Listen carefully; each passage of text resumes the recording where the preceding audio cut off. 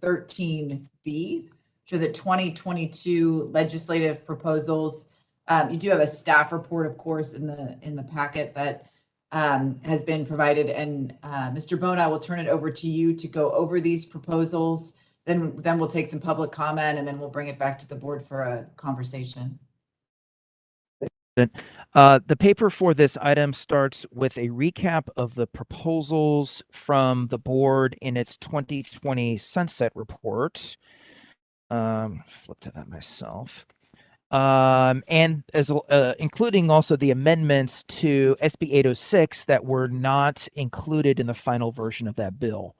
Unless the board directs staff otherwise, those items noted in that first section of the analysis will continue to be the legislative priorities for the board next year. Moving on to the new proposals, I'll start with the enforcement-related topics. Actually, I'm going in order as it's reflected on the memo. The first is to change the evidentiary standard or burden of proof.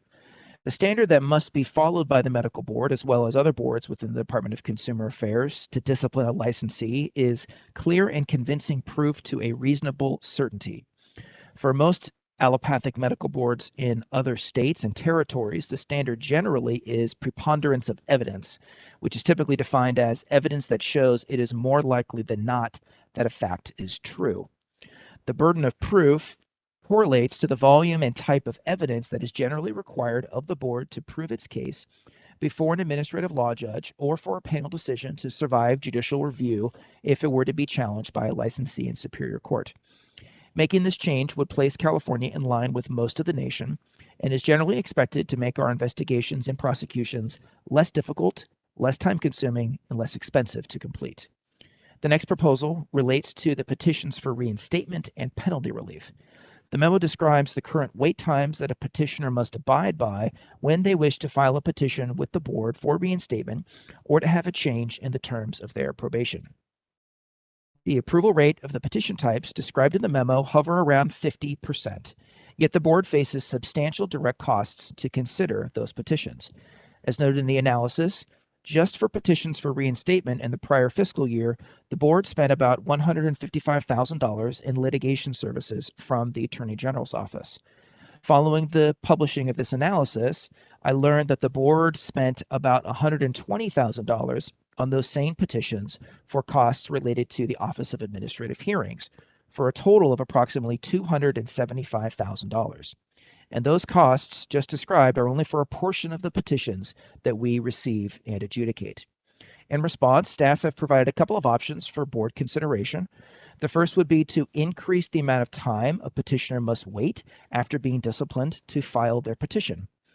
I would note that the current wait timeframes in law often exceed the amount of time that the board requires to investigate, prosecute, and impose discipline. And there are some potential new timeframes indicated on page 13B-3. The additional proposal on this topic is to pursue authority to establish an application fee that would cover the board's reasonable costs to process and adjudicate these petitions. Next is to require the earlier exchange of expert testimony information. Under current law, this information must be exchanged within 30 days of the originally scheduled hearing date. Staff proposed increasing that to 90 days, which would allow additional time to prepare for hearing. This change is expected to support the timely resolution of cases by reducing necessary delays that occur when additional time is required to review potentially voluminous documentation from the expert witnesses hired by opposing counsel. The next proposal would require additional reports to the board of potential physician misconduct. The analysis discusses the example of George Tyndall, a former physician who was employed as an OBGYN at the University of Southern California. Tyndall was terminated from his position at USC through a human resources pathway rather than through a peer review body. Therefore, USC was under no obligation to report the circumstances surrounding his termination to the board. Before the members are a few options intended to increase the board's awareness of possible physician misconduct through mandatory reporting. The first would extend to medical groups, health insurance providers, healthcare service plan providers, and locum tenens agencies the current requirement to report written sexual misconduct allegations to the board. The second would require organizations that employ physicians to report to the board any employment-related discipline imposed on a physician due to a medical disciplinary cause or reason. The related idea shown in the sub-bullet below that would require those that contract with a physician or other organization to provide physician services to report to the board when a physician is dismissed from service or that contract is terminated due to a medical disciplinary cause or reason. And there's a definition of that provided in the analysis. Next is a proposal to require patient records be maintained for at least 7 years. This time frame corresponds with the law that generally requires the board to file an accusation within 7 years of the date of the alleged act or omission. The final enforcement proposal would authorize the board to provide a consumer a copy of their personal records obtained by the board during an investigation. Currently, the board may only provide copies of records to a consumer that we obtain from that same consumer. This proposal would help those who are unable to obtain their own records from a health professional or facility. Those consumers could have them for their personal use, including reviewing them for possible discrepancies or alterations by a provider or facility. That concludes the enforcement proposals, Madam President. And next, I'll move on briefly to the licensing proposals, which I would just preface with are intended to be technical amendments that would clarify some of the licensing changes made by SB 806. The first is to clarify in Business and Professions Code section 2096A that applicants for a physician and surgeon license may participate in postgraduate training outside California. The second would clarify the licensing requirements for those who obtained some postgraduate training outside California and then are accepted to a training program here in the state. BPC section 2065G provides a deadline to obtain their physician and surgeon license if they receive credit for 12 months of approved training, which applies to those who graduated from a U.S. or Canadian medical school. Staff proposed to clarify this code section so that it also applies to applicants who have credit for 24 months of postgraduate training. This would be because they graduated from an international medical school. The third item there is intended to update the mechanism by which the board can extend the deadline for a licensee to demonstrate that they have received credit for 36 months postgraduate training at the time of their first license renewal. Staff proposed to amend BPC section 2097 to require physicians to provide proof that they have received credit for at least 36 months of board-approved training before the end of their second year of licensure. Consistent with the current wording of this section, the board may grant an additional 60 days to the initial license expiration date. This minor change would allow board staff to automate the process to grant all such applicants a 60-day extension through Breeze. Under the current structure of the law, licensing staff would be required to apply those extensions through a manual process. So we're just changing the mechanism by which that extension would occur, not the fact that it would occur or not. The final proposal would simplify the language in BPC section 2097 that pertains to the licensing requirements for applications in an oral or maxillofacial surgery program. It would clarify that when licensees from this specialty program renew their physician and surgeon license for the first time, that they must demonstrate that they've received credit for 36 months of total postgraduate training, including at least 24 months credit in a combined dental medical degree program accredited by the Commission on Dental Accreditation. With that, Madam President, I think we are ready for public comment. Thank you, Mr. Bone. Are there any, I just like to ask the board members if there are any technical questions about any of these before we go out for public comment. Mr. Watkins? Yes, I have a question about adding more proposals. Is that okay? Yes, so we'll talk about that. I was going to invite the public to provide their own ideas, and then we'll invite board members as well to provide their own ideas. Thank you. Ms. Howard, I have a question about the evidentiary standard. Sure. Aaron, is that proposal exclusively for the medical board or all of the boards in California? Thank you, Doctor. Yes, we're only thinking about our own board. That would be a much bigger proposal to impact the rest of the boards as well as other potential bodies outside of consumer affairs that may rely upon that evidentiary standard. Thank you. Question. Please. Regarding the proposal to require employers to report all employment-related discipline, I'm not sure what we're trying to achieve here. That seems a little overbroad to me. Discipline can include things like counseling, letter of expectations, perhaps withholding bonuses. Are we asking that any discipline be reported, or just, say, suspension or termination? So, Doctor, we're talking about proposals. Excuse me. We're aiming at issues that pertain to what are called medical disciplinary. Trying to find the right term. Medical disciplinary causes or reasons, and there's a definition of that which is already in current law, and it's noted in the bottom of page 13B-4. And that's defined as that aspect of a licensee's competence or professional conduct that is reasonably likely to be detrimental to patient safety or to the delivery of patient care.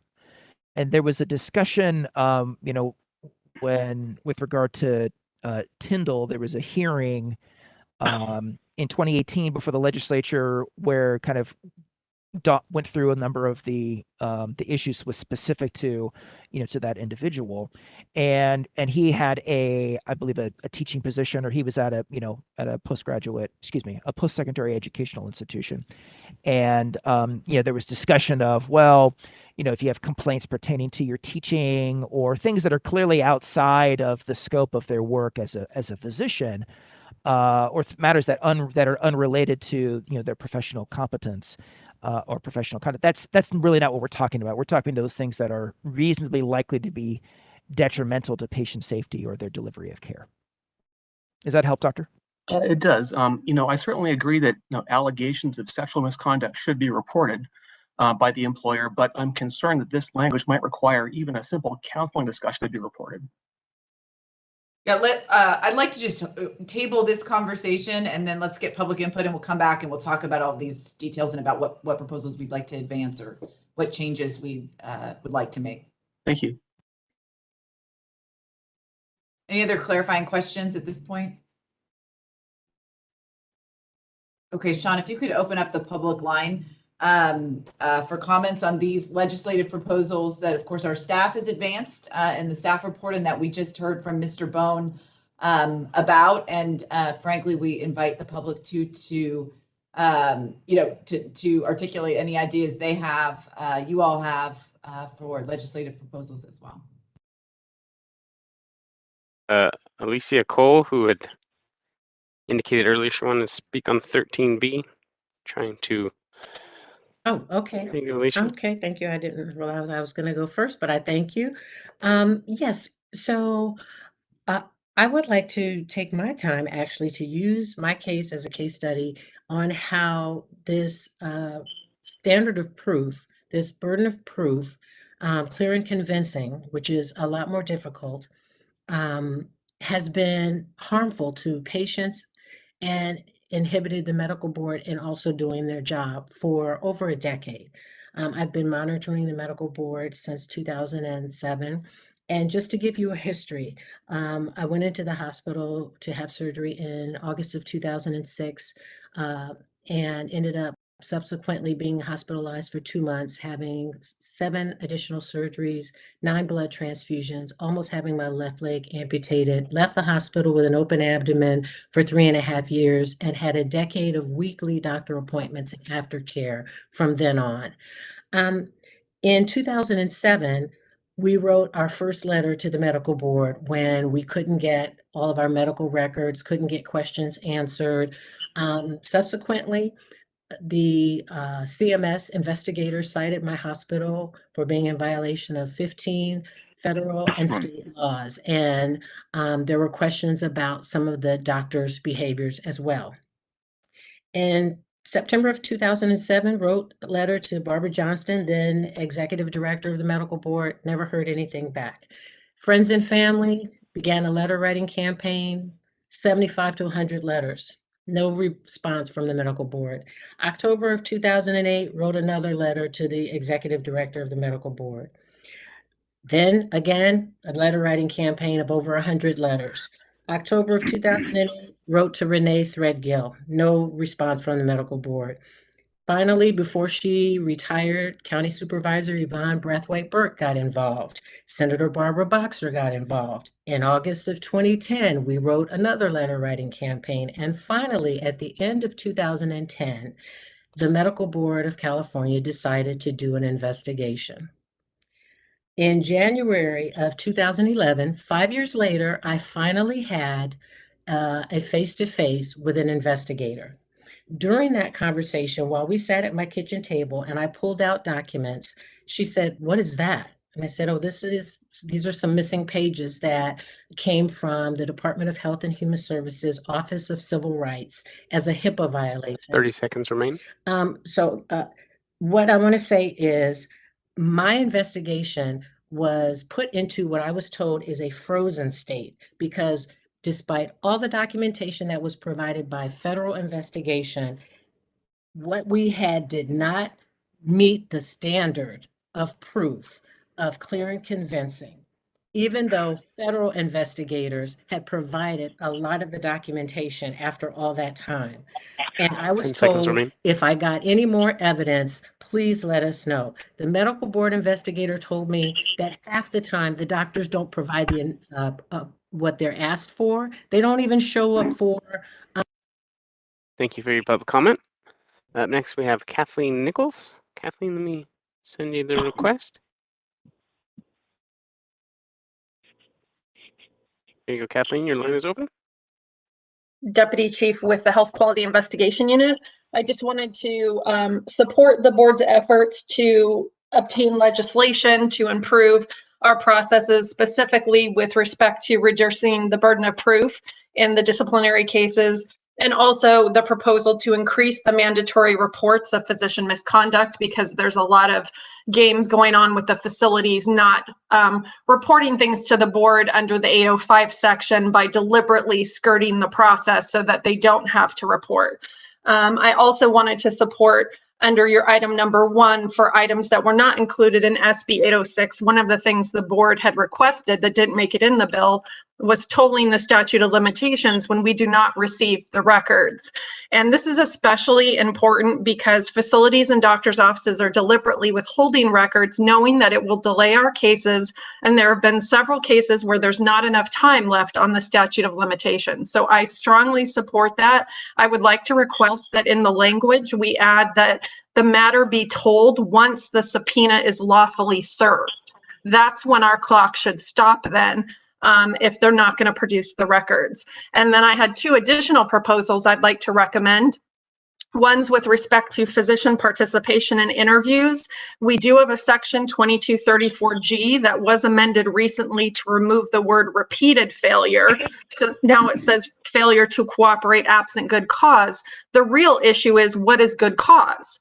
So now what we get is the subject's attorneys are in trial. They're not available for 3 or 4 months. Our cases continue to get delayed. It's sometimes taking up to a year to interview physicians. And while I understand that we can't spell out every situation, there should be some language added to put a time frame within 30 days, within 60 days, whatever is agreed upon by the stakeholders, but we need something to make the section enforceable. And the last proposal I would like the board to consider is biological fluid testing for impairment cases. Currently, even with reasonable suspicion thresholds, we are unable to require a physician to give a sample. We have to ask, and they have the right to say no. And especially when doctors know they are impaired, they will not agree to give a sample, costing us valuable time and potential harm to patients. Many other professions, including my own, require submission of a biological fluid sample when there's reasonable suspicion that this reasonable suspicion that you are impaired, and this should be a condition of licensure. So I implore you to consider these proposals in your discussions. Thank you very much. Thank you for your public comment. Next up, we have Hannah Ree. Hannah, let me send you the request. Okay, Hannah, you should be receiving a request on your end. Yes, thank you. Black Patients Matter here. Look, first of all, why is the HQIU, otherwise known as the corrupt police force, the ones who target physicians of color, why are they calling in? Couldn't their comments be utilized in a different avenue? This is for patient advocates. I understand they're a patient advocate, but it's like having the police call in to complain about how they're not able to be police or something. I mean, this is not the avenue for them. So I'm really shocked to see that we're spending so much time allowing them to speak when we know that they racially profile physicians who treat Black patients. So also, I just want to say that I certainly support mandatory reporting of physician misconduct, especially sexual misconduct. The time for UC San Diego to stop protecting their physicians who target young physicians and threaten them and sexually assault them in order to satisfy their own egos. That kind of stuff needs to be reported and in a way that doesn't intimidate the young physicians. And also, please, medical board, as you know, we've been requesting for many years now for you all to require medical experts and medical consultants that are hired by the medical board to have significant work history in promoting diversity and racial and religious tolerance. Okay, so we believe that is a central problem to patient care, and that the medical experts being utilized by California's medical board have no history of treating a diversified patient population. In fact, if you look very closely at their CVs, most of them have only treated white patients, for lack of a better description. So please consider that clause. Thank you. Thank you for your public comment. Up next, we have here Susan Lauren. Susan, let me find your line. Okay, Susan, you should be getting a prompt on your end. There you go. Hi. First of all, I want to say that I like some of the things that you're considering, and I appreciate that. I'd like to add three separate things. One is, as you know, of course, the first thing I'm going to talk about is some kind of law for plastic surgeons and those who do plastic surgery. And I'm focused on the liposuction code 1356.6, which I know very well. And it's really a problem for, I've been studying this daily for 10 years. It's really a problem for the safety of consumers in California. I've given suggestions, but I just don't want to see us wait any longer. You know, it just broke my heart that seeing learning about these three more women's deaths. And I know that there's a spectrum of harm. It doesn't go from a perfect thing to a death. And I'm on the far end of the harm spectrum. And so, please, let's do something like this now. I really do have good information, and I'm just here for that. I'm sorry, I know I got to get moving on time-wise, but Saul Berger used a power tool on me. I was as fit and healthy as could be. I had some loose skin, and I went in for a conservative breast reduction. He used a power tool that he used by reading instructions out of a box. I learned that from his deposition. He told me that he learned his skills at USC. Now, I don't think any of you would want to be in that position and what he did, the amounts that he took and the areas that he worked on was assault. And this just never should happen to anyone. And I think that we can put into a code things that will hopefully stop this. Please consider this. Number two, the medical records, I like where you're going with it. One thing I want to say is in order to prevent harm, the best thing that I can see is co-authored records to begin with, because if I had seen any of the things that the bad doctors had written, I would not have moved forward with what they were doing. And in fact, just like I said, Saul Berger wrote the wrong information on my breast size, which was a 32G. He wrote that I was a 32D, which is what I said. I don't want to be smaller than that afterwards. If you've got a surgeon doing breast reduction and he can't get the breast size right. So I really think patient-approved records. The last thing, since I don't have time, is the sexual misconduct thing. One of the bad doctors I want to tell you guys about another time, but he told me that he would not give me the sleep medication that I needed. I only needed sleep medication because of what Saul Berger did to me. He wouldn't give it to me unless I told him 10 details seconds about remaining. oral sex and other things. That guy should not be working, but I couldn't move forward with the complaint because you didn't do anything about the surgical battery. So how are you going to listen to me about anything? And there should be a hotline to call for this guy should not be working. And right now his son is up on a complaint. Thank you for your public comment. Up next, we have Monique Himes. Monique, you should be getting a request on your side. Monique, your line's open. I'm sorry, could you hear me? We can. Please go ahead. Okay. My name is Monique Himes, and I am from Bakersfield. I'm a volunteer with Consumer Watchdog and the Fairness Act. My grandson suffered medical negligence, with his mother and independent of his mother. He fought so hard, but lived for only 18 hours. When we tried to file a complaint, we were discouraged from doing so. The current standard of proof has allowed this doctor to continue to harm and be linked to the deaths of mothers and babies in Bakersfield for the past 25 years.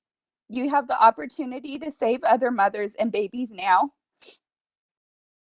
I urge you to support and vote yes to move forward with the legislation to change the burden of proof to preponderance of evidence. I support Patients for Fairness. Thank you. Thank you for your public comment. I see people entering multiple Q&A entries too for public comment. Just please let you know I'm just going in the orders that I see them in here. If you've commented once, we will call on you, so you don't have to keep typing in messages in there. Next up, we have Virginia. Virginia, you should be getting the prompt on your side. Hello again. I really appreciate these bills.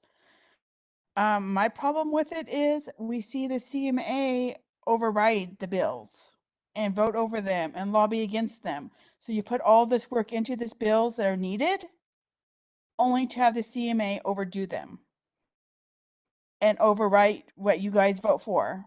This is highly concerning to me. And if you're going to go through all this work, we need a bill to see the impact of the CMA on patient safety. And we need to start there. And if their impact on patient safety is significant, there needs to be laws to prevent their lobbying against patient safety. If they put as much money into lobbying for patient safety as they do against patient safety, we wouldn't be where we are now. That needs to be addressed, or none of this other stuff is going to matter, because when it goes through legislation, they're going to turn it all down, just like they did the other bills. So you have to start there. That's the root. That's the starting ground. If you don't start there, none of this good work is going to matter. You're going to waste your time, you're going to waste your energy, and people are still going to die. So that's your starting point. Second is prevention. We need a bill on prevention. We have all this technology in California. How can we use this technology to prevent medical errors from happening in the first place? Also, you idolize this poor doctor in your thing for scholarships. She's literally working herself to death, seeing all these patients and working a 24-hour NICU. That should be a bill that people can't work like that. For standard of care for what do you do when you're exhausted? I think about my patients and not myself. That's how people end up in trouble. That's how babies end up dead. Is that article in the record? So you need a bill on health and wellness and physician self-care and not working themselves to death. We need a hotline to call in for help. I tried for 3 years for a surgical emergency and I couldn't get help. I needed a number to call in the middle of that. There's nowhere to call. And falsification records, if I didn't say that. And it's really concerning the health 30 investigation seconds remaining. unit sees these concerns. And we as patients don't know these concerns. We think we're all alone in this until we're not. We need that addressed. I'm sure there's many other things, but please, CMA, prevention, falsification of records, and hotlines. Thank you. Thank you for your public comment. Up next, we have Alka Eri. Alka, you should be getting the prompt on your end. There you go, Alka. Your line is open. Yes, we can hear you. Please go ahead. Okay, perfect. Hello, my name is Alka Eri. I lost my sister to medical negligence. I would like to express support of a legislative proposal to change the burden of proof from clear and convincing evidence to preponderance of evidence in disciplinary cases. This change would align the California Medical Board with 41 other allopathic medical boards and help improve public trust. Public trust is vital for the medical board to be effective in its oversight role. Your role is not just to issue physician licenses, but to protect the public from incompetent and negligent physicians. In the face of a weak MICRA that prevents so many injured patients from seeking justice, the onus is on the medical board to thoroughly investigate concerns. My experience with filing a complaint to the medical board does not inspire confidence that every complaint is thoroughly investigated. I have attended enough medical board meetings and its sunset review over the past year to see that there is a troubling disconnect between what you say occurs with each complaint versus what actually occurs. Your words just don't match your actions, and that is why the public has lost faith in the medical board. The fact California employs standards for physician disciplinary action that are far more favorable to physicians than most other states is an injustice on its own. It proves what injured patients and their families have been saying for so long, that the medical board puts physician interests ahead of the public. Supporting the legislative proposal to change burden of proof requirements is at least a step in the right direction. I would also like to add that I admire board member TJ Watkins for his candor and courage, and I hope more board members will step up and help improve the medical board's transparency with the public. It's time for the medical board to prove it's not beholden to special interests at the expense of patient safety. Thank you. Thank you for your public comment. Up next, we have Susan Liu. Susan, let me open your line there. You should be seeing a prompt on your end. Can you hear me? Susan? Yes, your line's open. Please go ahead. Can you hear me okay? We can. Awesome. Hi, everyone. My name is Susan Liu, and I'm originally from Santa Rosa, California. I'm a volunteer with Consumer Watchdog and the Fairness Act. I lost my mother tragically due to medical negligence when I was just 11 years old, and she was 38 years old. This happened in 1996 in San Francisco, California. For the past 25 years, my family has been unable to grieve her death, and we still haven't been able to talk about it. So when she died, not only did we lose this amazing Vietnamese refugee mother who owned a nail salon and took care of 13 family members, but the impact of her death continues on today. When my mother went in for elective cosmetic surgery, she had no idea that her surgeon was on probation, was operating out of an unaccredited facility, was performing surgery without an anesthesiologist, and had 24 lawsuits against him. She did not know this information. After she died, I grew up, and 25 years later, I looked up what happened, and I found out that this doctor had his probation extended 3 times and continued to practice for 15 more years. I grew up in America thinking that institutions like the medical board would live up to its mission of protecting consumers by advancing high quality, safe medical care. I was like, these bodies, these institutions are here to protect us. But as a 36-year-old woman today who now has my own child, I wonder, how are you protecting us patients if the doctor continued to have his probation extended 3 times? I'm sitting here going how is this patient-centered? So today I stand in solidarity with all the other medical negligence families here today and urge you to support and move forward on legislation that will change the burden of proof of preponderance of evidence for disciplinary actions. It is in your power, and this is the first step in providing consumer protection for Californians. And I just want you to remember that you have a choice here and that we would be so grateful if you can fulfill your mission on that. So I don't want more families to keep grieving and not grieving and processing 30 their seconds trauma for remaining. decades. So please vote yes to change the burden of proof, because it's all on these technicalities and it's on all this technical language that patients they can't afford all these lawyers to help them with this, and you have the power to change it. Thank you. Thank you for your public comment. Up next, we have Michelle Montserrat Ramos. Michelle, I'm going to try sending you this first. See the prompt. There we go. Michelle, your line is open. Thank you. Good afternoon. My name is Michelle Montserrat Ramos, and I am with Consumer Watchdog. My comment is on the burden of proof legislative proposal. I have brought quite a few of my advocacy team to join us today to speak on this issue. We have been through a recent sunset review, and you have heard the calls for change, not just from consumers, but also from legislators and the media. This legislative proposal to change the burden of proof from clear and convincing evidence to preponderance of evidence is a big first step to changing the public's perception of this board and to begin to move forward toward consumer protection. Injured families and families that have lost their family members have found no accountability with this board. I know. I am one of them. My 36-year-old husband-to-be died tragically at the hands of a substance-abusing physician due to an undisclosed surgical site infection and sepsis. I came forward with 2 autopsy reports, one from the LA County Coroner's Office that clearly stated these results. I came forward with documentation that the doctor had changed his medical records. I had court records detailing his felony possession of crack cocaine and prostitution's arrest, and there were other victims. Yet, you dismissed my complaint at the Central Complaint Unit. That is why I am still here, and I bring a team with me.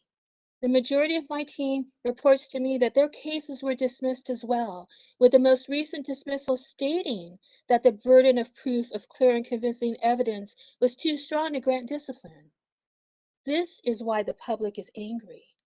You can't die anywhere else in California without your death being investigated, except in a hospital or medical facility. You can change this. As your report states, 41 other states use preponderance of evidence as their standard of proof. It is time to change.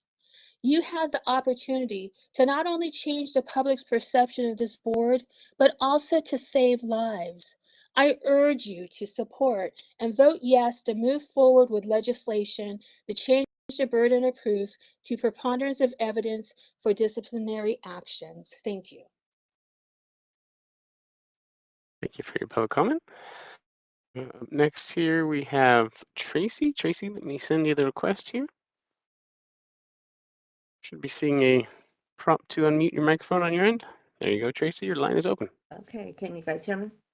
We can. Okay. Yes, my name is Tracy, and I am from Bakersfield.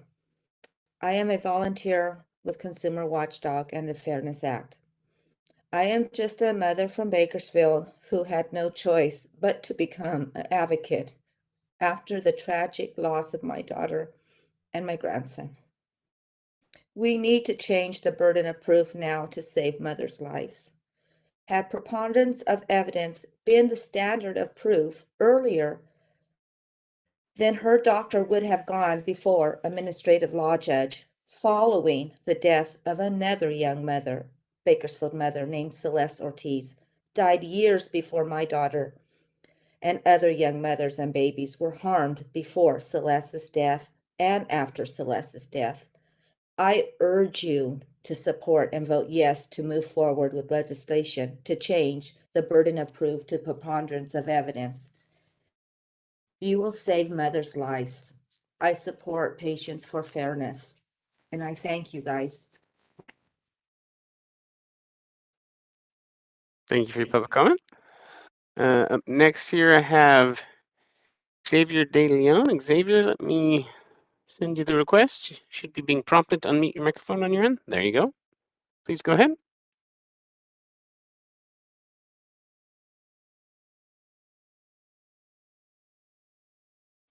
We can, Xavier. Please go ahead.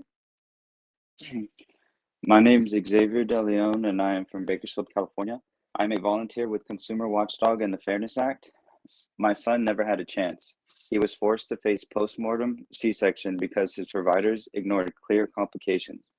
When we tried to file a complaint, we were discouraged from doing so. Although he only lived for 18 hours, his life mattered. The problem was that you allowed his doctors to practice for 25 years while he continued to harm mothers and babies.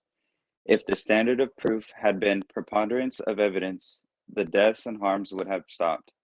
If you had held this doctor accountable for his previous negligence acts in the years prior to my son's birth, then I believe he would be here. I urge you to support and vote yes to change the burden of proof to preponderance of evidence. I support Patients for Fairness. Thank you. Thank you for your public comment. Up next here, we have Charles Johnson. Charles, let me send you the request. Should be getting prompted on your screen now. There you go, Charles. Charles, your line is open. Please go ahead. Good afternoon. My name is Charles Johnson. I'm the chairman for the Fairness for Injured Patients Act. First and foremost, let me just commend all the other families and victims of medical negligence that have showed the courage and tenacity to bare their heart and soul to make sure that what has happened to them does not continue to happen to families. Myself and my extremely healthy wife, Kira, walked into Cedars-Sinai Hospital on April 12th of 2016 for what we expected to be the happiest day of our lives. And we walked straight into a nightmare.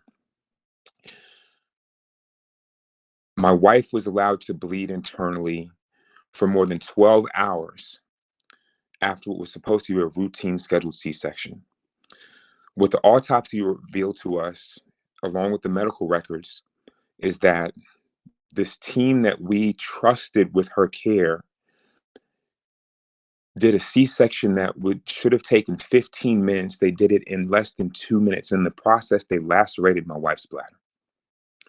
What we later came to find is that the doctor responsible for this procedure was already being investigated for harming multiple women. If this board had held him accountable for those other egregious offenses under preponderance of evidence, my wife would be here at her son's basketball game tomorrow. She would be here for Thanksgiving. She would be prepared to celebrate Christmas. But because this board has failed to act time and time again, we're left with voids in our life that cannot be filled. And so what I want to say is, very importantly, I want to thank TJ Watkins for his courage. But to all the members of this board, TJ should not be standing alone. Should not be standing alone. And while I want to urge you strongly to change the standard of evidence, my question for this board is how many more times will you require victims like myself, like all the other families that you've heard here, to bare their soul just to have 30 seconds remaining. Other families be treated with dignity and respect? This board has the power to do better. And until you do, we will continue to demand that you do so. Thank you for your time. Thank you for your public comment. Up next, we have Tammy Smick. Tammy, let me send you the request. Should be prompted to open your line.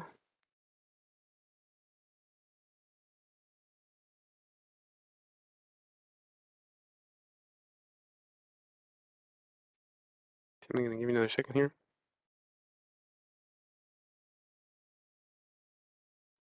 I'm going to move on to Kimberly Turbin. Kimberly, you should be getting the prompt on your end. There you go, Kimberly. Your line is open.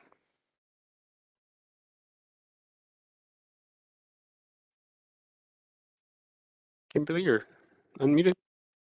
Hello, can you hear me? We can. Please go ahead. Yes, my name is Kimberly Turbin, and I'm from Stockton, California. I'm a volunteer with Consumer Watchdog and the Fairness Act. I was pregnant with my first child when I went to my local hospital in Tarzana to deliver my baby. I was nervous because I was a trauma victim. I never imagined that I would experience medical battery. I told all the staff to make sure to walk with me through the process, to just tell me before they did anything. When my doctor walked into the room, he was holding a pair of scissors to do an episiotomy. His first words to me were that he was going to cut me. I pleaded with him not to cut me without my consent all the way through. He decided to tell me to shut up if I don't like it, to go have the baby on the floor or go have it in Kentucky. And he slashed my vagina 12 times all the way down to my rectum. Pretty much I have everlasting trauma and injuries to my vagina that'll never go away. I have levator muscle spasms. At that time, he didn't want to give me any pain medication. I had to sit on a donut. I was walking around, honestly, as if I had been brutally sodomized for 6 months. That's what it felt like. That's what my injuries pretty much look like. I went to the hospital to try to talk to them. They told me to file a complaint to the medical board and pretty much just sue him. I filed my complaint with you. My complaint stayed in the system for an incredibly long time, and my doctor surrendered his license just before he died. The burden of proof needs to be changed. Too many women are being harmed during and linked to childbirth. I urge you to move forward with legislation to change the burden of proof from clear and convincing evidence. You have the opportunity to make real change for consumer protection and for mothers across the state. I support Patients for Fairness. Thank you. Thank you for your public comment. Next up, we have Evelyn Martinez. Let me open up your line. Okay, Evelyn, you should be getting a prompt on your end to unmute. Evelyn, your line is open. Linwood. I'm a volunteer with Consumer Watchdog. My son was just about to start kindergarten, but his right to live was taken away due to medical negligence. Do you know what it feels like to have a mortuary home come knock on your door and scream mortuary to pick up your 5-year-old son and put him in a red bag and zipper him from head to toe? When I lost my son, I lost it all. I cannot sleep at night due to the fact that I have to envision my son in that hideous old cemetery. No family should ever have to go through this, and you have the power to change that. My son had his entire life ahead of him, but he had no rights, and I have no rights as a parent. His doctors made decisions without my consent, which directly led to my 5-year-old son's death. I'm devastated. His sisters are devastated. A child's death has to matter to you. You can't lead us to believe that we can file a complaint and tell us that consumer protection is your priority and then do nothing to change the pattern of negligence that leads to death and lifelong harm. I believe that changing the burden of proof will lead to changing the pattern of negligence. I urge you to support and vote yes to change the burden of proof. Preponderance of evidence. I support Patients' Fairness.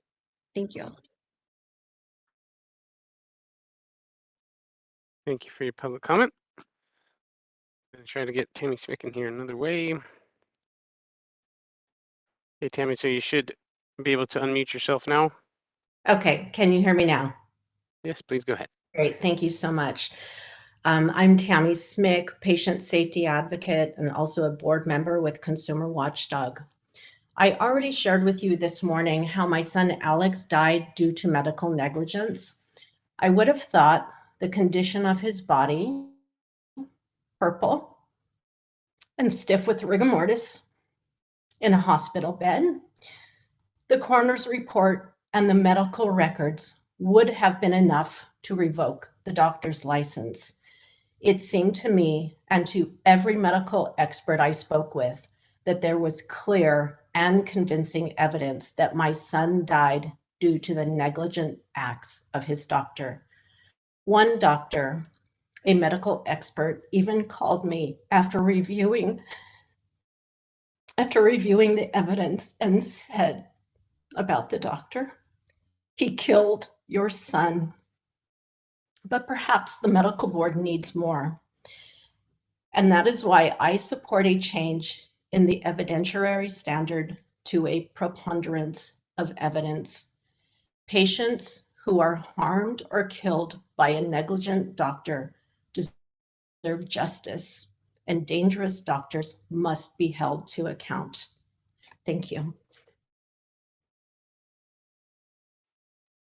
Thank you for your public comment. Move this back real quick. And next up, we have Denise Johnson. Denise, you should be getting a request to unmute on your side. My condolences to Dr. Thorpe on the loss of his child. My name is Denise Johnson, and I am from Tracy, California, and I volunteer with Consumer Watchdog. My son Richard was a talented software specialist and died at the age of 25 from medical negligence. He had been a brain cancer survivor, recently diagnosed, and was left to die from a treatable infection. My son was ignored and treatment was withheld by his provider. His death was completely preventable. When I filed my complaint with the medical board, I expected that his death would be taken seriously, but it wasn't. I was mistreated by an investigator who had called the house and was laughing at my review of my son's death. Shortly after our conversation, my complaint was dismissed with a letter stating that the burden of proof was clear and convincing evidence couldn't be met. With no accountability for my son's death, it was like I had been stabbed in the heart. There's no accountability legally due to the medical negligence cap of 1975 through the regulatory board system, due to the burden of proof and other laws that make it nearly impossible for Californians to hold their physicians accountable for a preventable death. I refuse to allow my son's death to be forgotten. I'm here today to urge you to support and vote yes to move forward with legislation to change the burden of proof to preponderance of evidence for disciplinary actions. Your sunset review has shown you that you need to meet us halfway to provide Californians some kind of consumer protection. The time is now. Please, please vote yes to move forward to change the burden of proof from clear and convincing evidence to the preponderance of evidence. I support Patients for Fairness, and I thank you very much.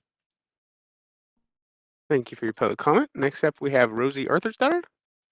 Rosie, you should be getting a prompt on your end. Hi. Okay, I want to second, third, fourth, fifth, the preponderance of evidence. These 8 items really deserve a stakeholders meeting to discuss them further and help develop what these could and should be. But I'll try to keep as brief as possible on a couple of things that are fairly short.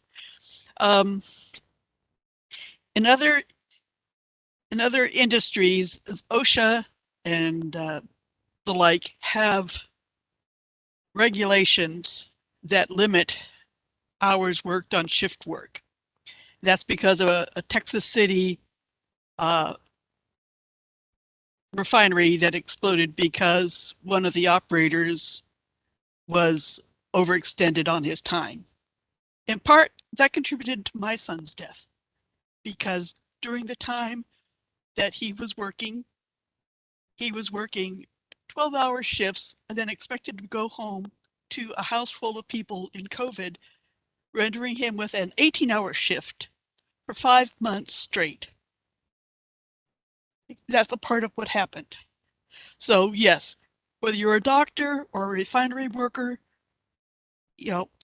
extended hours over an extended time is deadly. So, and that can be deadly to any number of people. So that is something that needs to be looked at. On the retention period for the medical records, I think how this needs to be looked at is if a patient has come and gone and completed their treatment, perhaps saving them for 7 years. And in this day of, electronic storage where you can keep, umpteen things in the size of terabytes in the size of a deck of cards, keeping records shouldn't be difficult.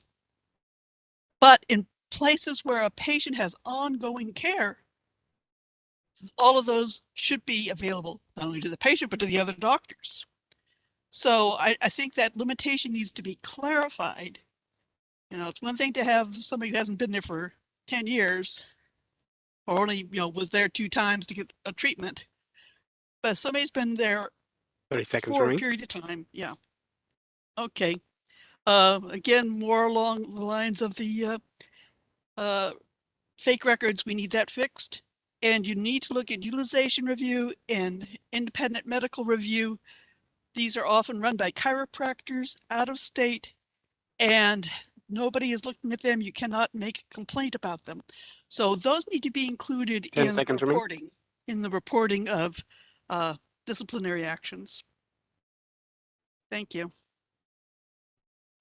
Thank you for your public comment. Up next, we have Sandra Perez. Sandra, you should be getting prompted on your end. Hi, good afternoon, Sandra Perez, Hesperia, California. I'm a patient safety advocate and supporting the Fairness Act and Consumer Watchdog. I 100% support the change in burden of proof from clear and convincing evidence to the preponderance of the evidence. I had submitted a complaint against a provider who failed to look into the fact that my daughter had blood clots and complete occlusion of her mesenteric, splenic, and portal veins.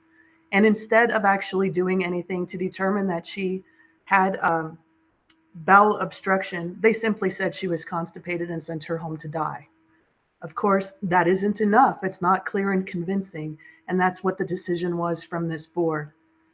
They also accused her of being an alcoholic at the age of 17, even though she had been in and out of their facility for 3.5 years. She certainly was no alcoholic. They killed her, in my opinion. So in addition to that, the comments have been made that CMA has too much of a stranglehold on this board and the legislature, which is absolutely true and evident. It's been repeatedly stated in many meetings.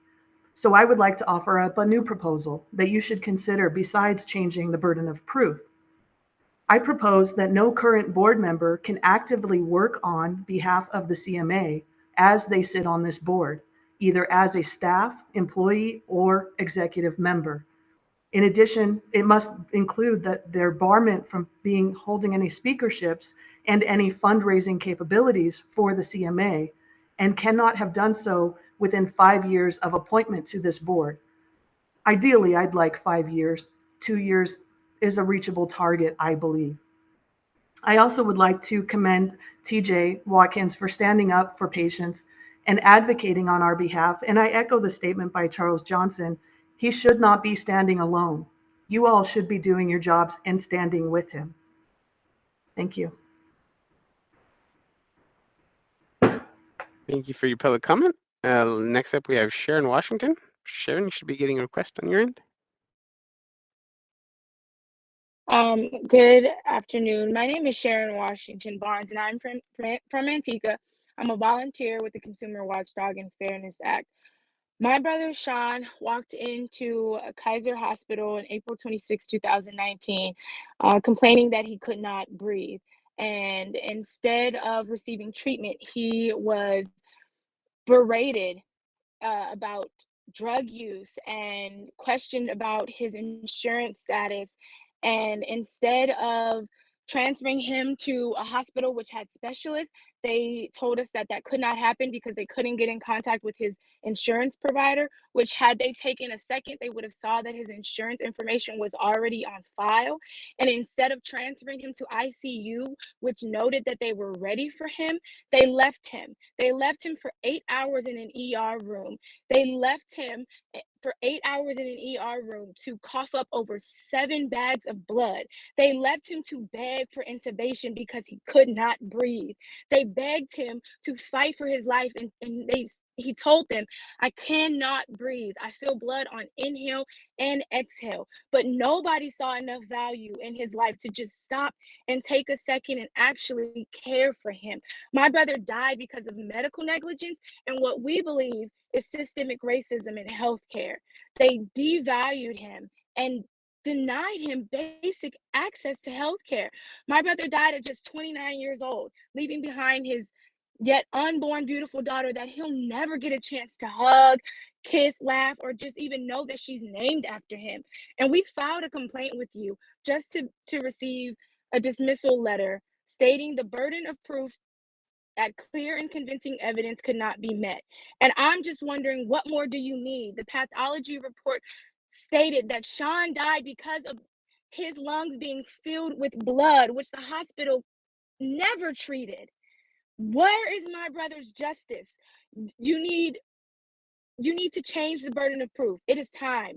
I urge you to support and vote yes to change the burden of proof from clear and convincing evidence to preponderance of evidence. We need accountability. And this is the first step to not only getting patients equal rights within healthcare, but also stopping this long-lasting pattern of racism in healthcare that is killing Black women, Black mothers, Black daughters, Black sons, Black 30 brothers.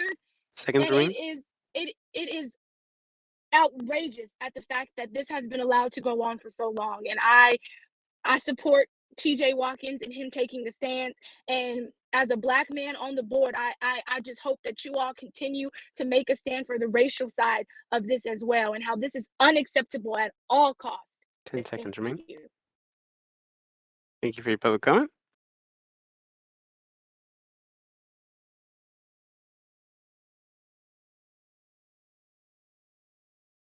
Sorry about that. Thank you for your public comment. Next up, we have Marion Hollingsworth. Marion, I'm sending the request. Okay, There do you you have it? go. Line's open. Thank you. Thank you. Hello, my name is Marion Hollingsworth, patient safety advocate. First, I neglected earlier to give my condolences to Dr. Thorpe for the passing of his son. I am truly sorry for your loss. Regarding this matter at hand, I urge you to support the fairness legislation to change the burden of proof for medical harm. My father died when his primary care doctor prescribed a cocktail of antipsychotic drugs, benzos, and painkillers, all given without consent or prior assessment in the hospital. This was for back pain that turned out to be an easily treatable condition. This cocktail of drugs sent him on a physical and mental nosedive that resulted in his death a short time later. You said this doctor met the standard of care, and my case was dismissed. I appealed, saying if you don't do anything, someone else will be harmed, and you denied my appeal. Not surprisingly, this doctor did go on to overdose a patient with 480 Vicodin in 6 weeks and ended up on your death certificate project. The nursing home doctor never spoke to me, yet continued to prescribe these black box medications as well. She falsified consent forms, even a do not resuscitate order. Your investigator promised me an accusation, but you allowed her to plead down to just a reprimand. That took 3 years and 2 months. I became an advocate so no other patient or family would suffer what my father and my family did. Finding a falsified DNR really shows how deliberate some of these cases are. Yet this board clears these doctors or gives them a lenient discipline. Please support legislation to lower the burden of proof. Thank you. Thank you for your public comment. At this time, there are no additional requests in queue. Okay, Sean, thank you. We'll bring this back to the board. Just in terms of process, because there's a lot for us to work through. At least I think there's a lot for us to work through here and consider, and probably a lot of conversation we want to have. I thought it might be good if we actually first took what I think might be more straightforward, the licensing legislative proposals. Those were technical changes that based on some things that occurred as a result of SB 806. But I thought if we could maybe as a group reach consensus around those, we can dispense with those, and then we can have a conversation on the other points, if that makes sense. Aaron, I don't know if you would like to run back through what those licensing proposals were, see if we have any comments or questions, but those seemed pretty straightforward to me in terms of needing our support. Madam Chair, may I offer a suggestion? I'm sorry, who is that? Dr. Kraus? Yes. This is Howard Kraus. I'd like to offer a suggestion, although if any member of the board objects to it, I suppose we'll go back to doing this iteratively. But everything that I heard Aaron present seemed to be helpful and empowering to allow this medical board to become more effective. So unless there are objections from any single other board member, I wonder if you'd consider a motion to approve all of the suggestions that were made by Mr. Bone. I'll certainly entertain that. I also want to, though, allow the opportunity for board members to suggest their own additions to the list. But I'm certainly, if we want to take this, I mean, if it's the will of the board that we support everything we already have on the table, and then we take it separately to consider any new ideas, I'm happy to do that too. Or the other option would be to view it as a consent calendar and allow each board member to isolate out individual components to then be discussed separately.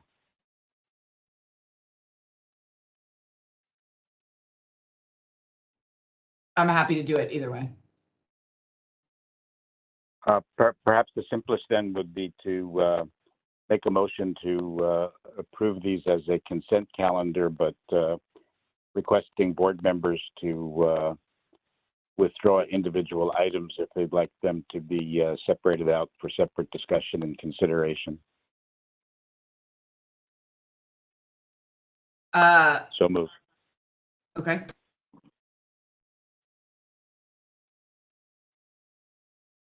With a second discussion. Second. Sorry, could the Madam President, the second on that one was? Well, I have three, so we'll give it to Dr. Yip. Okay, so I mean, we do have a motion and a second on the table. So is there discussion now from the board members? Yes, Hawkins, may I speak? Please. So one of the biggest problems I have, I support many of these items and legislative proposals involved in discussions with them. As we talk about resources that we don't have, we can talk about them, but at some point we'd have to talk about if in fact they occurred, how we would be able to pay for them when we got a fraction of the dollars we need through the fee increase to do the business before these things could be imposed. So that's my biggest comment about that, is that there is the need to talk about the implications of change of preponderance, staffing, costs. And the last thing I would say is that, because I believe that the consumers are still on the calls, but we need their support with the legislator.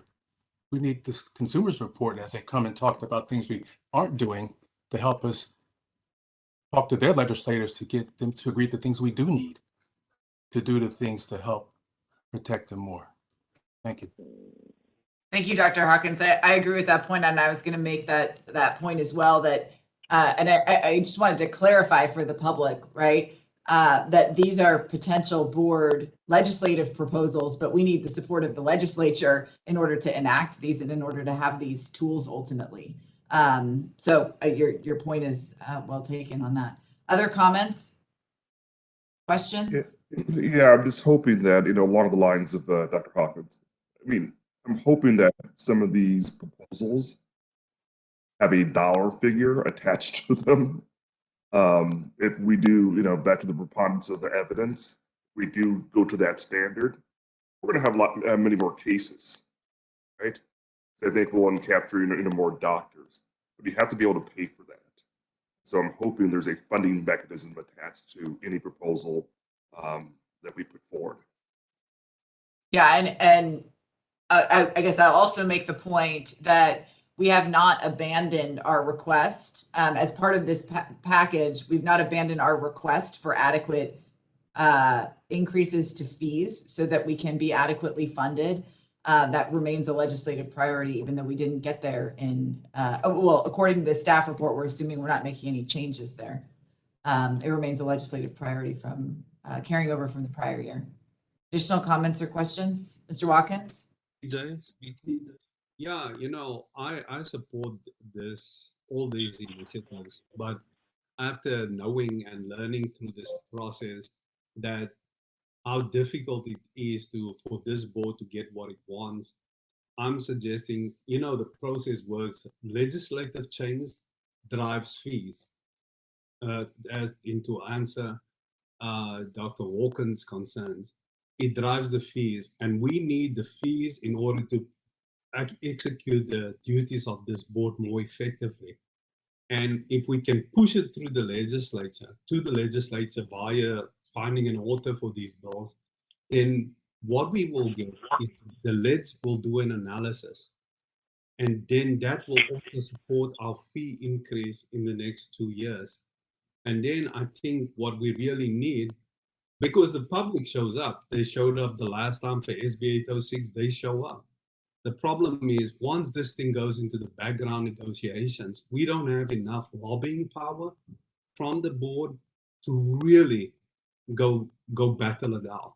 And like the patient advocate says, we are ultimately going against the California Medical Association. If they don't agree with any of this, it's not going to happen. We know that, and we got a plan for that.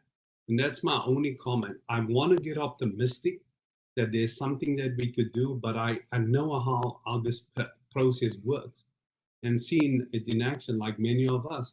But I remain optimistic and want to support all of this. So thank you.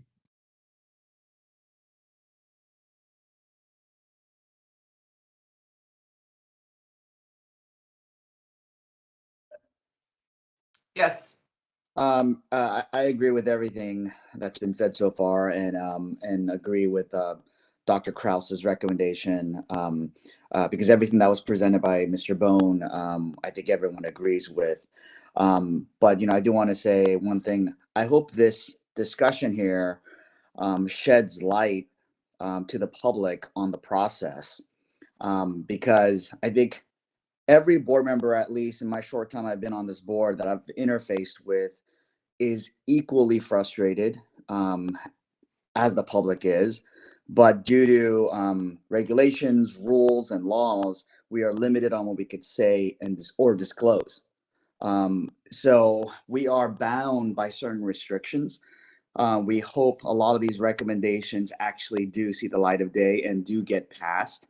But I hope the public understands the limitations that we're under. And with that said, I know a lot of public commenters talked about that we should pass these laws and pass these regulations. All we could do as a commission is offer support in our recommendation to the legislature, who has the sole authority to make that happen. So as a commission, people might be confused that we actually make these laws, but we don't. We are under a set of parameters that dictates what we can do, can't do, what we can say and can say, which is very, very frustrating as commissioners. So I just hope that this really sheds a lot of light. And secondarily, I think you asked for suggestions. I know a couple of the commissioners had concerns about the actual funding, so this might not be good, but a concern that we had was expert witnesses. I was wondering if we could, I don't know if this is the appropriate time, but seek possibly higher pay for the stipend or pay for the expert witnesses, because as we've seen, the pay is so low, and we're having a hard time getting expert witnesses. And I don't know if increasing the stipend or pay for them would attract more, and again, that costs more budget, which we don't have. So that creates another problem, but I just wanted to throw that out there. Thank you for that suggestion. I would just ask Ms. Webb or Mr. Bone, what is I'm not sure what the mechanism is for pay for those experts. Is that legislated? I'd be happy to take. Oh, go ahead. Yeah, that's through the budget process. Okay. Madam President, Mr. Rue. So, yeah, we went back and we researched that in preparation for today. That was, a topic that we spent some time looking into and to see whether there were any statutory impediments And there are not that we could find so far that pertain to expert pay. And the most recent time that occurred in recent years was through a budget change proposal, where the board would have to get the authority to spend money in whatever regard. And it's a similar process for hiring staff, for IT projects. It's just, that goes through the budget, which is a piece of legislation, but is a different process than what we are talking about for statutory changes. Of course, then the biggest obstacle, if you will, is the board's fund condition. So I would say a very good way to set the board up so that way it can then in time pursue fee increases for expert reviewers is for the board to get the fee increase that it's looking for. So that way then we'll have the resources necessary to do so. I hope that's helpful. Thank you. Ms. Campaverde? I wholeheartedly support the proposals, and while acknowledging the headwinds that we're facing, I remain optimistic as well that this is an important first step. I wanted to introduce the proposals that Ms. Nichols discussed for consideration, the one on biological fluid testing and the time limit on good cause. Thank you for reminding me about those. Mr. Bone, had you captured those when Ms. Nichols made those comments as well, or Ms. Webb? I tried to write as Yeah. quickly as my hand would move. So what I captured from her with regard to biological testing was to make submission of mandatory testing a condition of licensure. That was the kind of the takeaway that I got from her in that regard. And then, Ms. Campaverde, were you referring to tolling, and subpoenas, or is that what you said a moment ago? So I'm looking at my notes too. What I had was biological fluid testing requiring a sample. There wasn't a requirement before that folks had to submit. And then it was adding a time limit on good cause for an appearance. Did that jog your memory? Yes, thank you. So I'm trying to make out my notes here. It would be a change to Business and Professions Code, Section 2234, Subdivision G, to put a time limit in there by which time they would have to comply with sitting for an interview. With regard to submitting to biological fluid testing, I think the proposal may need to be that if an investigator requests a physician to submit to a biological fluid testing and they refuse, maybe there should be a cease practice order put in place until there's a compliance or a hearing. But I think what she's looking for is that if there's reason for them to request it and there's a delay, having to seek a motion to compel, that wastes valuable time is one perspective. I understand there's other perspectives, but during that time, the physician continues to practice until there can be an interim suspension order put in place or an order compelling them to submit. If I may, it looks like Ms. Nichols is still here, and I don't know if there's any clarification or if that's exactly what she meant. I just want to make sure if we bring these proposals for discussion, it was what she intended. I do think she has a unique perspective here on how to improve the process. Probably better is if she can submit it in writing. And that way, we don't have to guess on what she's trying to say. So President Lawson, I can add her to the panelists if you'd like, or Ms. Webb, tell me if that is appropriate, given that she was a public commenter here. It's within your discretion. Okay, then we can add her. I will suggest too that this is not the final time for us to have this conversation, right? I mean, to Mr. Brooks's point, we could submit it in writing, we could research it, find the right place for it, and then bring it back at our February board meeting, as well. So Mr. Bone, is that too late in the process?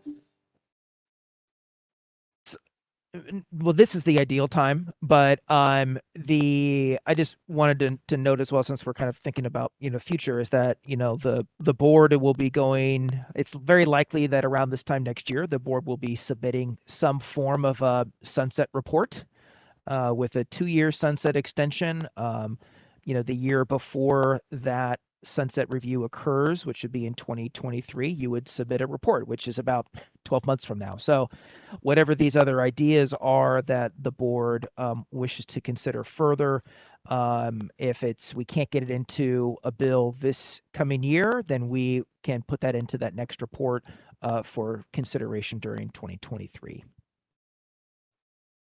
Thank you.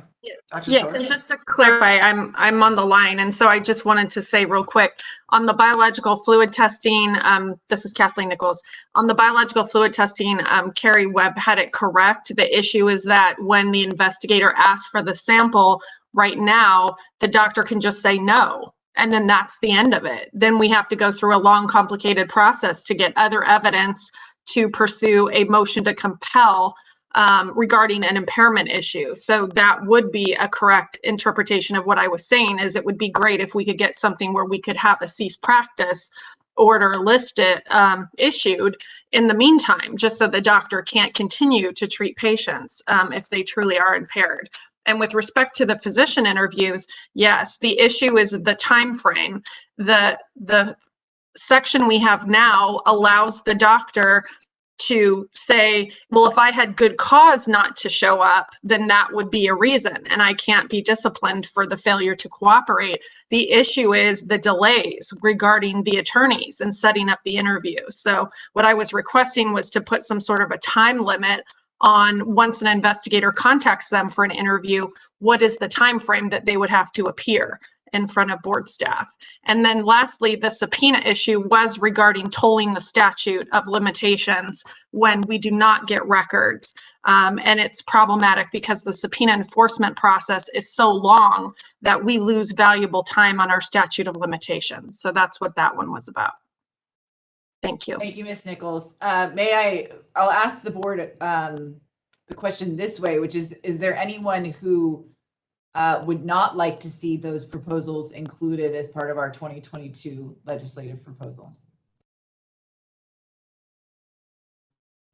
So it sounds like Dr. Thorpe. This is not to respond to that specific question, but I did just have a question for Mr. Bone. Recognizing that these are all legislative proposals, do you have information that in terms of what the atmosphere is in the legislature to accept these proposals? You have a sense of where these would go and how likely they are to be successful. That's a great question, Dr. Thorpe. My expectation is that there is a fairly large degree of awareness about what the issues are before the board with our sunset review, with recent media coverage that we've been discussing recently. So I would like to think that would elevate our chances to find an author and get some of these proposals through.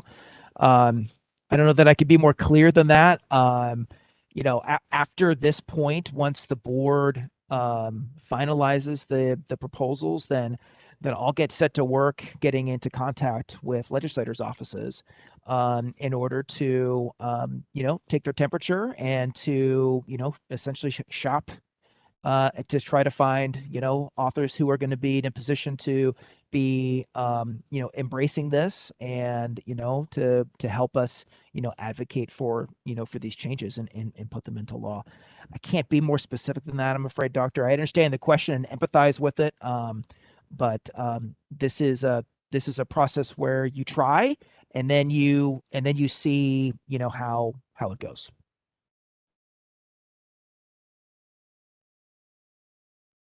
So Dr. Kraus, I guess as the maker of the motion, are you willing to incorporate Ms. Nichols' proposals as well for Alejandra's request? Yes, I accept those as friendly amendments. Terrific. Dr. Yip, I believe you were the seconder. Is that okay with you? I'm seeing your head nodding and you're saying that that is okay with you as well. Are there other comments or questions, Mr. Watkins? I had an amendment, a proposal that I would like to suggest as well, and maybe for consideration. And I can send the wording to Aaron directly. But in essence, this relates to recently, real life circumstances. One of the things that always is troubling to me is when we have the hearings and we only hear from the doctor, we never hear from the patients. And I actually reached out to our executive director, who was helpful in pointing me to Business and Professions Code 2330, which basically says that, that the complainant, we can only give a statement to the DAG or to the HQI, Dr. Ms. Nichols' office. And then that statement will be the only statement that we will know in the record, but they can't present at hearing. And I thought, well, the doctor can present at hearing, and usually, there's 3 lines about what happened to the actual people involved, the patients involved.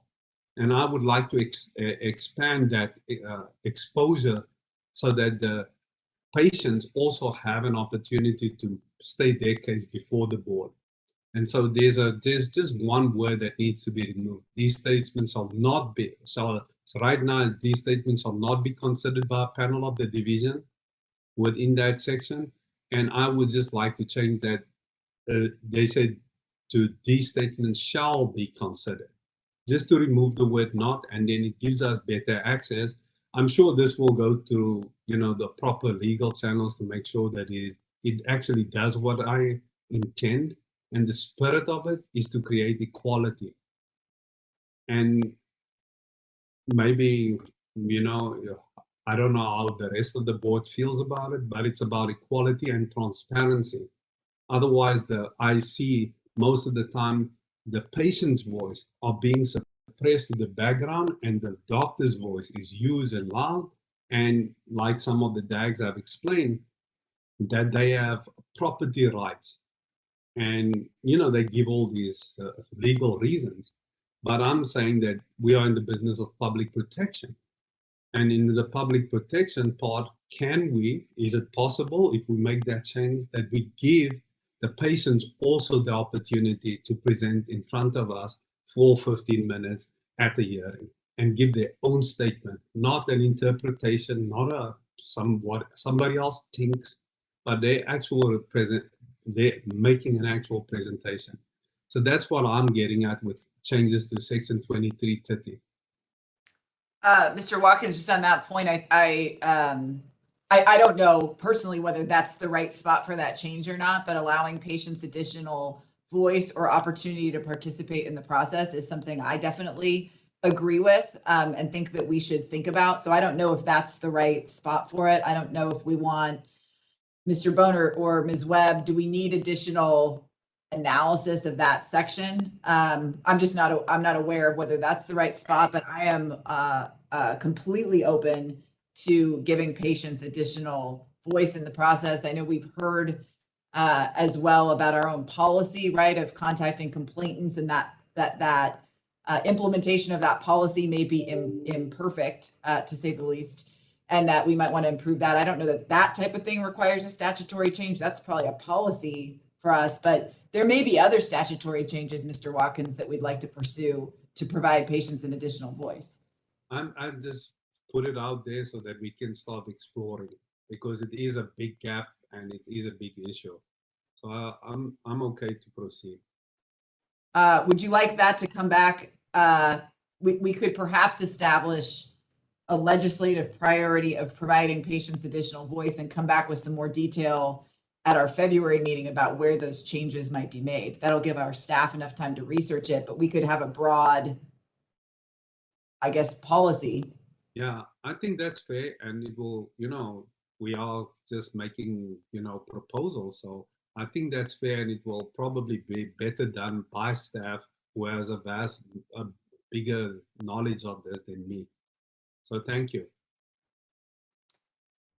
Thank you.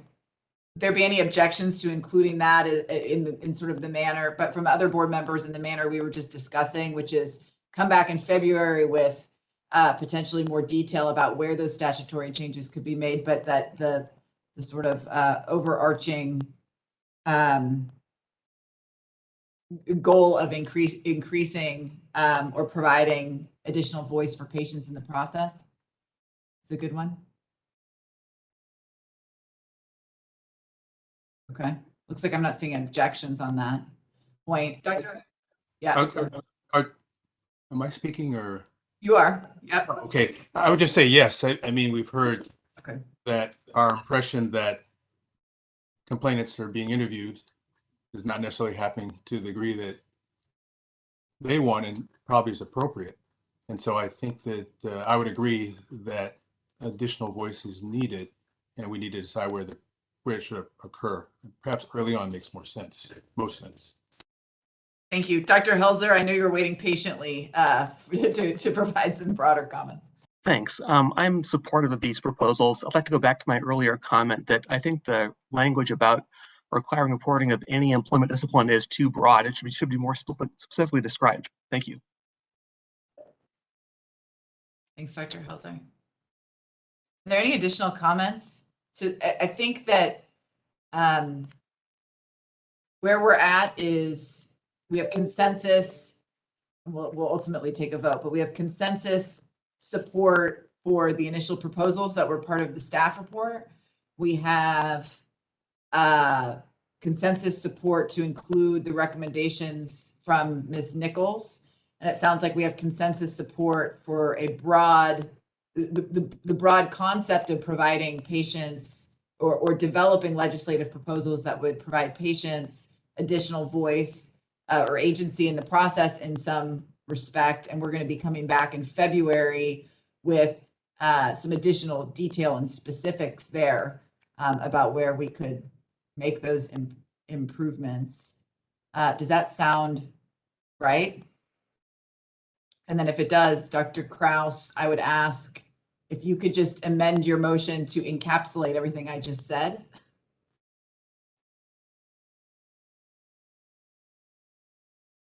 Dr. Kraus. I don't know if Dr. Kraus can hear me. Via phone as well, and I see his phone connection is gone, so. Okay. He looks like he's dialing back in right now. So. Okay.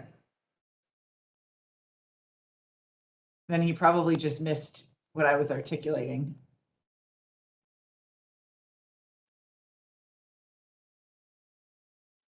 We'll give him a minute. Here he comes. Hey, he's back now. So Dr. Kraus, are you back and can you hear us now?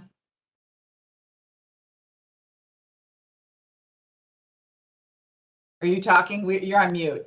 We can't hear you. Yeah, my audio line had been bumped off and I'm now just back. Okay, so I had been talking to you earlier when you were off for a moment, but I believe that the motion, I believe we need a minor amendment of your motion to expand it again to include this idea that we're going to do some further research, but that one of our overarching goals would be to provide patients more opportunity to participate in the process or more agency in the process, but that's going to come back with further refinement detail at our February board meeting. But otherwise, I think we have consensus on all other points, including the legislative proposals in the staff report and then the ones that were articulated by Ms. Nichols. I think that's our intent and that's good policy. I don't think it's ready for prime time to bring that proposal to a legislator because there are so many layers of the law in terms of the methodology we would pursue to bring the complainant into the process. But I'm happy in this amendment to this motion to support that as board policy and board intention. Good. And Dr. Yip, how about you? Okay, so we have a motion and a second that encapsulates, I think, where we have consensus. Mr. Bone, do we need anything else? I mean, I know that these discussions often influence the conversations and your thinking when you're having them with legislatures about the finer detailed points too, but is there anything else you need from us before we advance to a vote? It sounds like we've got a pretty wide portfolio with regard to those different matters. So we have the broad direction from the board. There's certainly, a number of details that would need to be added to each of those, when it gets to the point of, crafting language and working with the legislator. So if the board is comfortable with staff having that discretion within those boundaries that, the motion articulates, then no, I think that's fine. And then, of course, I'll be reporting back at subsequent board meetings about our progress and be in contact with, the board leadership, between meetings as well, for guidance and consultation. Great, thank you. All right, I think unless there are any further questions or comments, I think we're ready to proceed to the roll call vote. Could we restate the motion, please? Yes, I think the motion is to adopt the legislative proposals that are included in the staff report. It's also to include the proposals that were articulated by Ms. Nichols related to biological fluid samples and good cause. And then to include this broader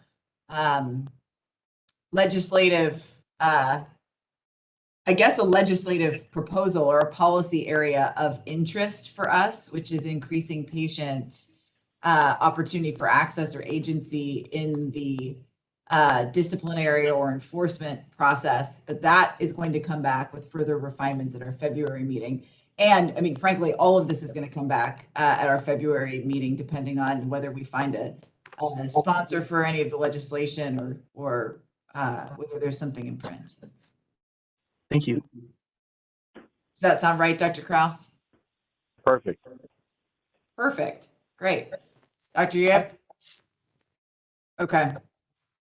Any additional comments? Ms. Lawson, thanks. Sorry, this is Dr. Thorpe. I do have some question about the preponderance of evidence, replacing the clear and convincing. And it isn't in the idea that I think that it's somehow, I understand the importance of a complainant actually having the ability to get their case heard.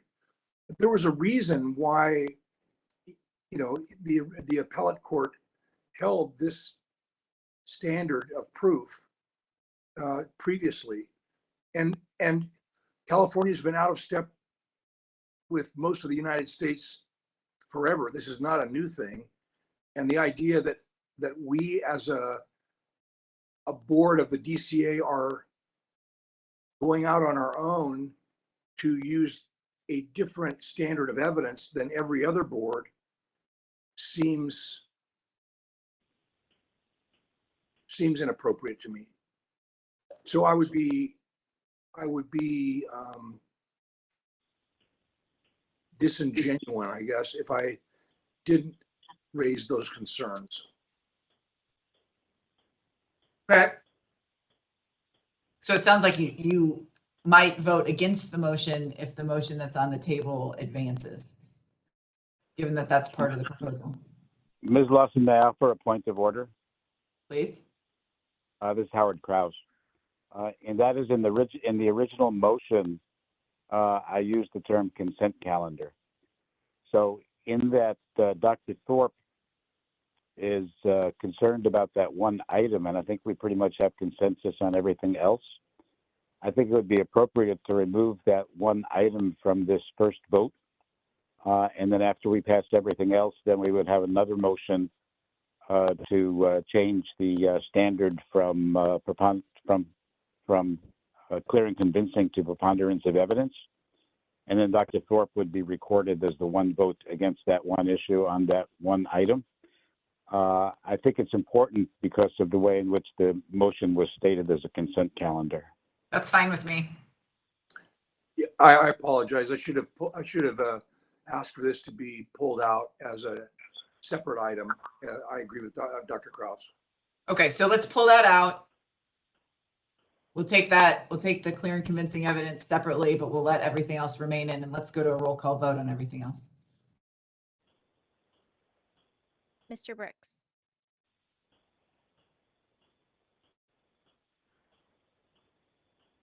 Mr. Brooks. Aye. Ms. Campaverde. Aye. Dr. Gonadev here. I believe he is not here. Dr. Hawkins. Dr. Hilzer. Yes. Dr. Kraus. Yes. Ms. Lawson. Yes. Ms. Lubiano. Yes. Mr. Rue. Yes. Dr. Thorpe. Mr. Watkins. Yes. Dr. Yep. Thank you. Thank you. That motion carries unanimously. Passes unanimously. I'll entertain now. Yes. Now I would offer a motion for the policy of the medical board to seek legislative action to change our evidence standard from clear and convincing to preponderance of evidence. Thank you.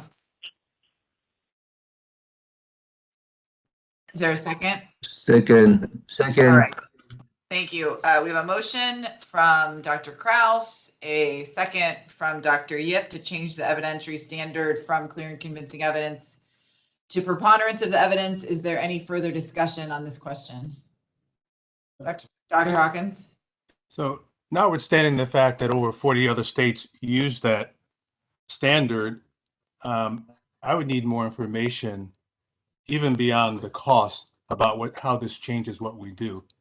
And so I'm just saying I need more information. I don't know if this is the time to get all the information I need, or if there's a primer carried to this, but I need more information about the implications of the change.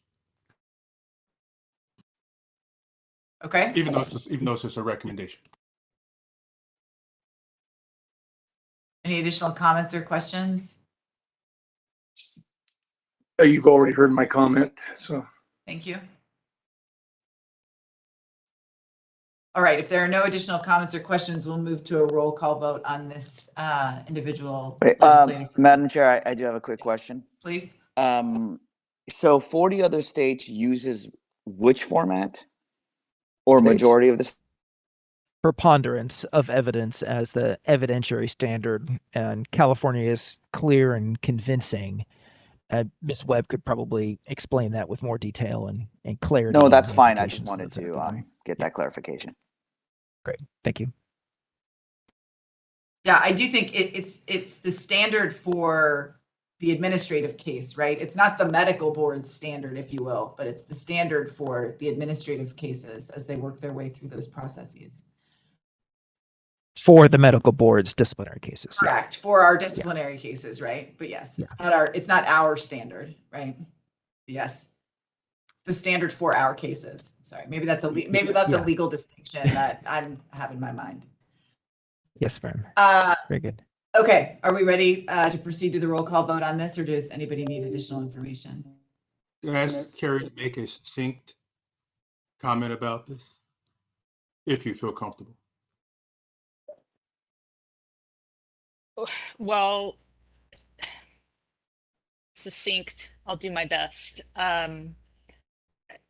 Certainly, there will be more cases that would meet the burden of proof for discipline. Now, that will mean more cases being referred to the HQIU for formal investigation, more cases being referred to the Attorney General's office for prosecution. and more cases coming to you for review. But the Medical Board of California is judged by most of what the other states are doing. And so reports come out that treat our standard as if it's the same as every other state's standards, when most of the states use preponderance of the evidence. So whether this ends up being changed or not, and it is within the legislature's hands, they're hypercritical at times of the medical board, but they often don't give the board the tools that the board itself requests, and they often make changes that the board opposes that makes the work more difficult. And so this is something that will put the Medical Board of California on par with most of the other allopathic medical boards across the US and its territories. But you're right, there will be an impact in the number of cases, which also means the impact to resources. But more physicians who have not followed the standard of care will be disciplined and subject to corrective action so that their practice can improve and patients can be safer. Thank you very much. Additional questions, comments? Clarifying question. So is clear and convincing evidence the standard used for other healing arts boards in California? Yes, it is. Thank you. May I offer one last comment, Madam Chair? Please. My greatest frustration in serving on this board is all too often feeling powerless, knowing that we could do a better job. So the way I view this entire panoply of suggestions brought forward by Mr. Bone, including this, is it just gives us more power and it gives us more authority and a better opportunity to do our job. It doesn't mean that doctors will be victimized or that we'll be frivolous in how we dispense justice. It just gives us greater power and authority. Thank you. Thank you, Dr. Kraus. I think I'd like to move to the roll call vote. Ms. Caldwell, please call the roll. Aye. Ms. Campoverde, Aye. Dr. Hawkins, Yes. Dr. Helzer, Dr. Kraus, Yes. Ms. Lawson, Yes. Ms. Lubiano, Yes. Mr. Rue, Yes. Dr. Thorpe, Dr. Watkins, Yes. Dr. Yip. Yes. Thank you. If I may, Thank you. there's to revisit your request for any other guidance for me as I embark upon this task. It was helpful, and I apologize for the lateness, and I wish it had occurred to me a few moments ago. It was very helpful that the board had a list of priorities in the sunset report that was published at the beginning of this year. We do have quite a few proposals, which is great. Options are great, right? Sometimes, though, it may be difficult to, I may be faced in situations where legislators are interested in some of them, but they just they don't have the capacity to take on every single idea, or are open to multiple, but say, Aaron, what do you really need the most? So if there's any direction that the board, has in that regard, I mean, certainly lots of comments, and I understand the significance, right, of the preponderance change. That's very weighty in terms of, the board's mission. So I could probably infer that there's a significant amount of priority assigned to that. so I open to any comments, or I could be, I could work with, with the president and the vice president, between meetings on those kinds of questions as well. But I did want to note that and raise that in response to your question. Madam Chair, Yeah, I mean, I would move to delegate that to the executive committee. Okay. Is there a second for that?